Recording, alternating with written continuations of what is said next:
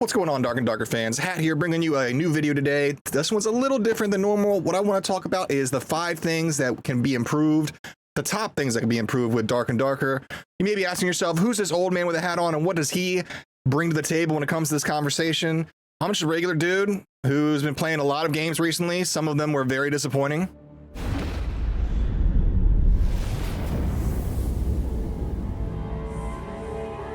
And finally, a game comes around that I'm actually enjoying. I love to death, and I can't wait to see it succeed as much as possible. I truly believe to the bottom of my heart that this game can be as big as the next Fortnite.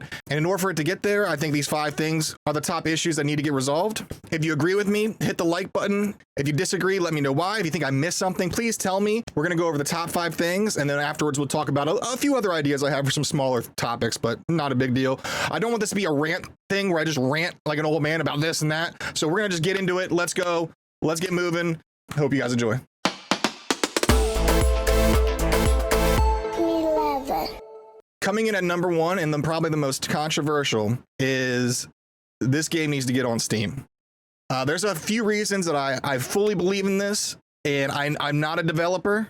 All right, I don't know if it's a legal thing. They said that it's up to Steam at this point. That's the last thing I've actually heard with my own ears, that it's up to Steam. Steam will it has to get on Steam. The reason for this is there are players out there that will not play this game if it's not on Steam, including big streamers. Asmongold, for example, said it himself. If he plays the game for a day, guaranteed 100,000 players start playing immediately. Now, if it is up to Steam and it has nothing to do with Ironmace or anything like that, you know, maybe somebody, dude, it's time to push a little bit, because there's those clone games that are coming out that are stealing the customers. You know what I mean? I don't know if somebody needs to start writing a letter to them every day. I don't know if there's need a little bit of nudging going on, like, hey, you buy somebody a yacht, you know, I don't know what you got to do. Call somebody who's a friend of the guy who makes the decision, you know, rub some elbows, figure it out, but it's got to get on Steam. If this game's going to be the next Fortnite, it's got to be on Steam. I mean Fortnite in like popularity, not in like a bunch of squeakers running around. You know what I mean?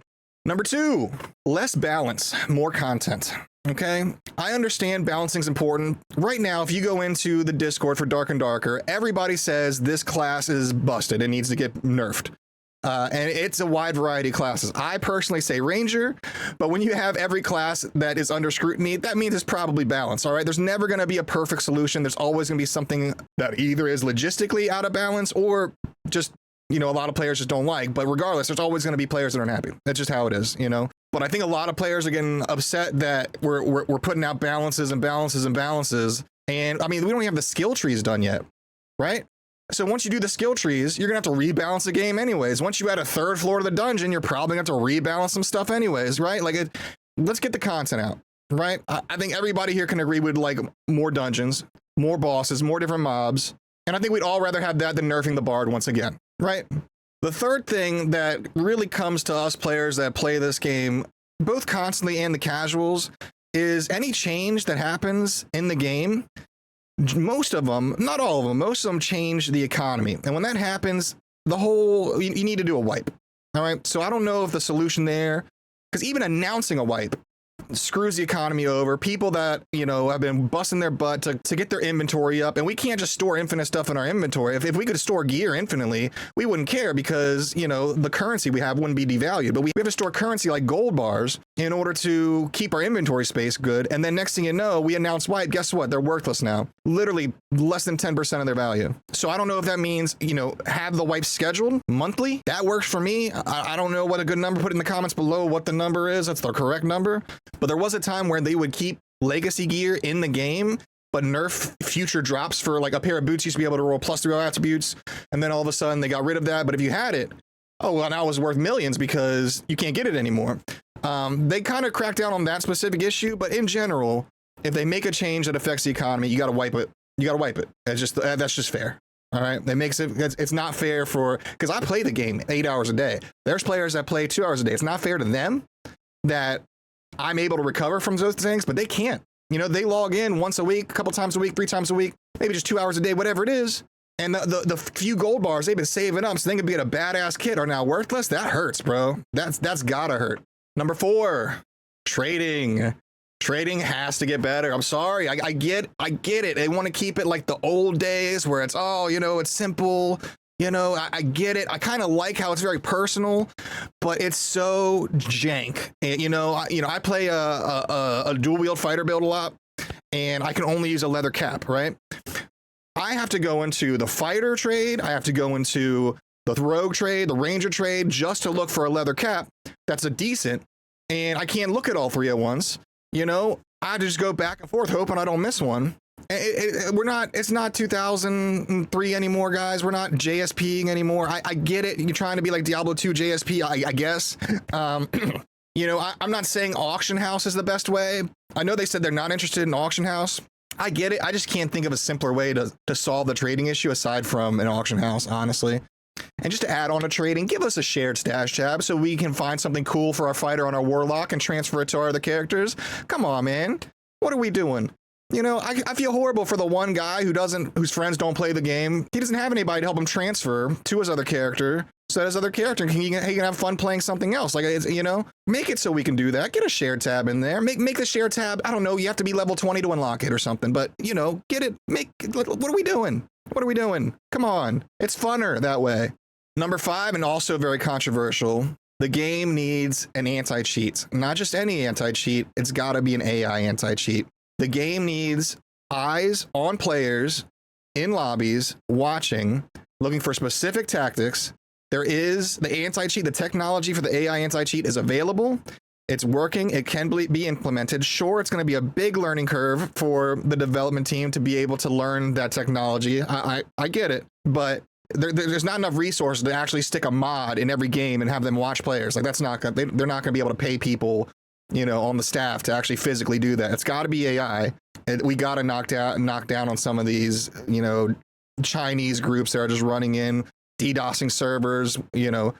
We got to knock down on some of these Chinese groups that are queuing and sniping into the lobbies all together, partying up and just playing the game the way it wasn't supposed to be played. You know what I mean? If you want to learn more about the AI anti-cheat that I'm referring to, there's a few examples that are out there. I'll put a link down below so you know that what I'm talking about isn't bullshit, right?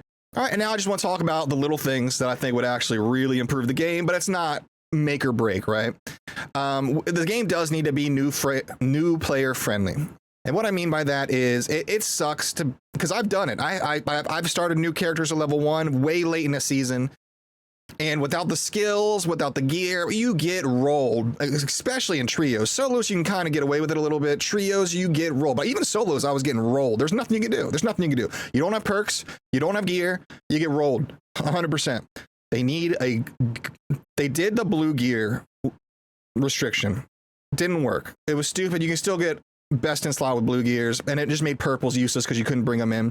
What they need to do is a gray gear only option for trios and for solos, meaning you click on solo dungeon goblin caves, you click on trios crypts, whatever, and there's a drop down menu which gray mode, I don't know what you want to call it, or non-gray mode, right?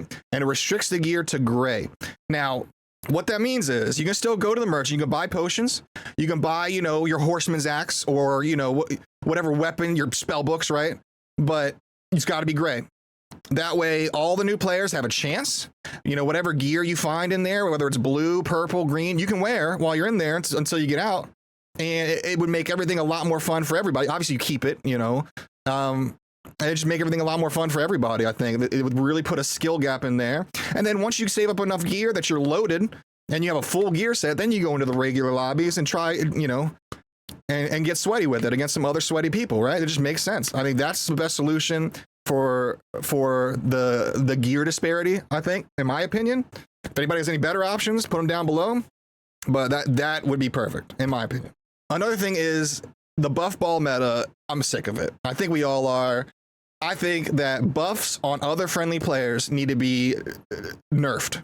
Meaning, if I cast, invis on myself, it's normal. The normal length. We don't need to nerf invis, right? But if I cast it on a barb, my friendly barb, guess what? Half the time, right? Anything at half. Everything at half you cast on something else. Whether it's duration, whether it's effectiveness, half.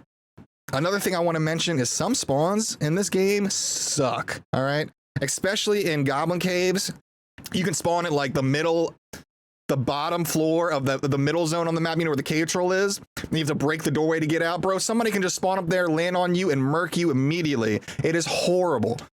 There's a couple other ones. I'm not going to get into it, but you know what I'm talking about. When you spawn there, you're like, oh, cool. I could. This is horrible, right?